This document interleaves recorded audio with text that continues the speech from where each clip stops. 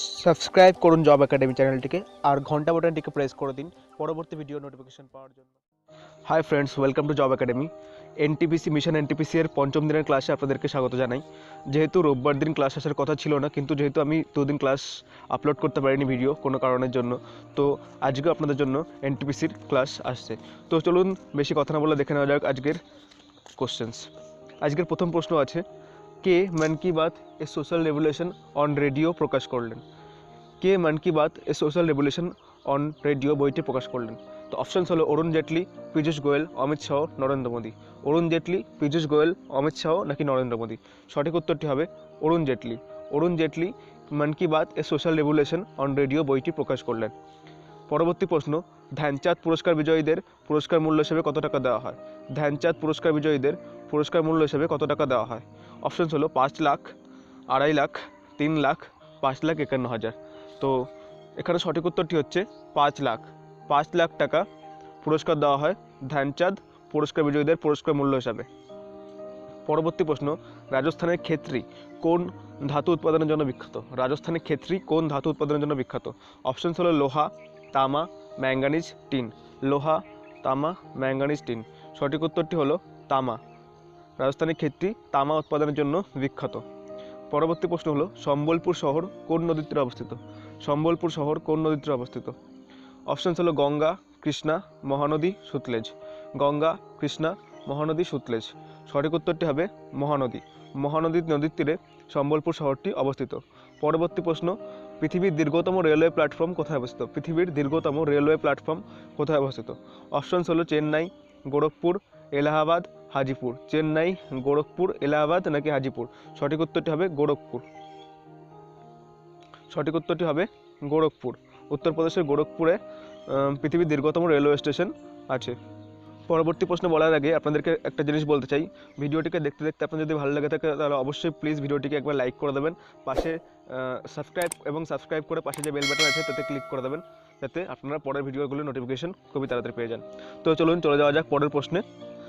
পরবর্তী প্রশ্ন, এদের মধ্যে কোন পরমাণুতে নিউট্রন নেই? এদের মধ্যে কোন পরমাণুতে নিউট্রন নেই? Hydrogen, calcium, chlorine, oxygen. Hydrogen, calcium, chlorine, oxygen. সঠিক উত্তরটা হবে হাইড্রোজেন। হাইড্রোজেন পরমাণুতে কোনো নিউট্রন নেই। হাইড্রোজেন পরমাণুতে নিউট্রন নেই। পরবর্তী প্রশ্ন, 2018 সালের ক্যালেন্ডার কোন সালের সঙ্গে সদৃশ?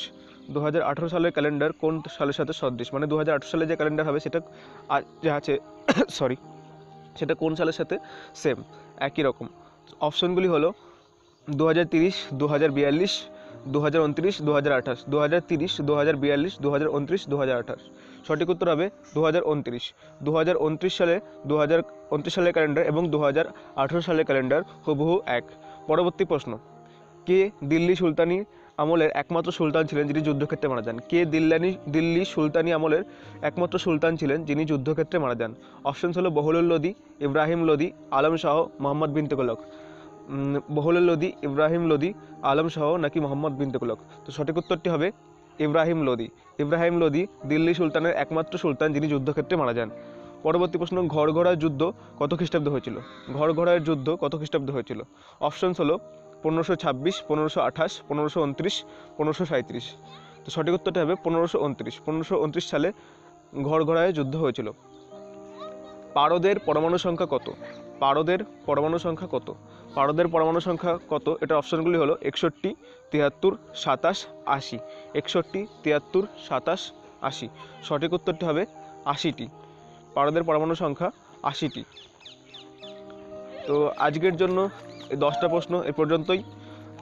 আজকের হোমওয়ার্ক কোশ্চেন আপনারা দেখতে পাচ্ছেন অলরেডি স্ক্রিনে, কিন্তু হোমওয়ার্ক কোশ্চেনটা বলার আগে আপনাদের কাছে একটা রিকোয়েস্ট করতে চাই, ছোট্ট রিকোয়েস্ট। যদি পারেন ভিডিওটাকে প্লিজ লাইক করে দিন, চ্যানেলটিকে সাবস্ক্রাইব করে দিন, পাশে বেল বাটনটাকে প্রেস করে দিন, আর ভিডিওটাকে আপনাদের বন্ধুদের সঙ্গে শেয়ার করুন যাতে তারাও দেখে কিছুটা এনটিপিসির জন্য কিছুটা প্রিপেয়ার হতে পারে। তো চলুন বলে দিই আজকের হোমওয়ার্ক কোশ্চেন। সূর্য থেকে পৃথিবীর গড় দূরত্ব কত? সূর্য থেকে পৃথিবীর গড় দূরত্ব কত? অপশনস হলো 120 million kilometre, 150 million kilometre, 180 million kilometre নাকি 200 মিলিয়ন কিলোমিটার? সঠিক উত্তর যারা জানবেন তারা অবশ্যই কমেন্টে নিচে লিখে জানাবেন। কমেন্টে লিখলে পারে আমিও খুশি হব যে আপনারা কিছু পারছেন, ভালো লাগবে। যাই হোক, এই ভিডিওর এই যে ক্লাসটা হলো সেই ক্লাসে পুরো নোটস পাওয়ার জন্য, পিডিএফ নোট পাওয়ার জন্য ডেসক্রিপশনে দেখুন, ডেসক্রিপশনে আমি পিডিএফ লিঙ্ক দিয়ে দেবো। আপনারা ডেসক্রিপশন থেকে পিডিএফ লিঙ্কে ক্লিক করে পিডিএফ ফাইলটি ডাউনলোড করে নিয়ে পরে প্র্যাকটিস করতে পারেন। তো বন্ধুরা, আজকের জন্য এটুকুই। ভিডিওটি যদি ভালো লেগে থাকে তাহলে অবশ্যই চ্যানেলটিকে সাবস্ক্রাইব করুন, পাশে বেল বাটনটাকে ক্লিক করুন, ভিডিওটিকে লাইক করুন, আপনার বন্ধুদের সঙ্গে শেয়ার করুন। কোনো কোশ্চেন বা কোনো সাজেশন থাকলে নিচে কমেন্ট করুন, আমি অবশ্যই অ্যান্সার দিয়ে দেবো। আর thank you for watching the video. Tata, take care.